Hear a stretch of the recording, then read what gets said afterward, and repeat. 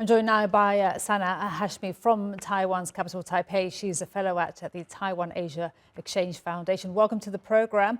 So tell us why now, why this visit to France for the first time in 5 years, and why France first?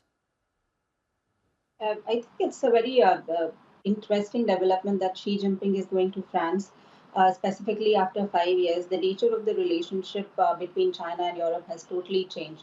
But the question that why Xi Jinping has chosen France of all the major European economies is primarily because France is a major Western economy, and perhaps it's one of the few countries that is still friendly towards China.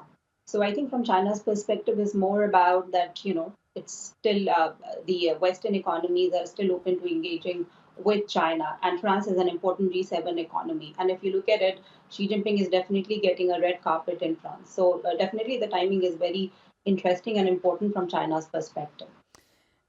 And what exactly does Xi Jinping want? What sort of deals? And a point that was raised there in the package was what leverage does the EU have over China?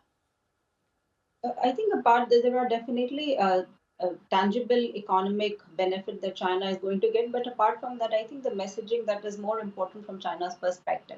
China has been a little isolated, specifically after the COVID-19 pandemic and China's support for Russia.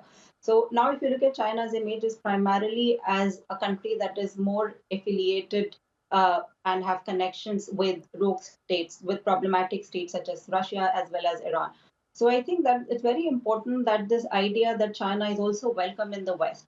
And then when China is looking at West, it has to look at countries that are supposedly weak links.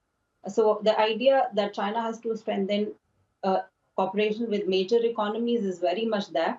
But then if you look at it, then France is just one country that is open to engage economically. So I think this is something that China is looking at right now. And of course, the entire EU is trying to de-risk from the Chinese economy.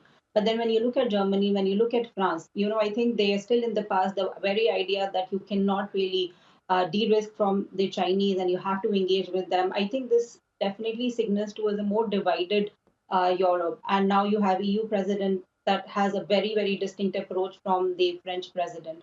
So I feel what China is trying to do is to perhaps take advantage of a divided Europe and cooperate with countries that are more likely to welcome the Chinese president as he wants it to be.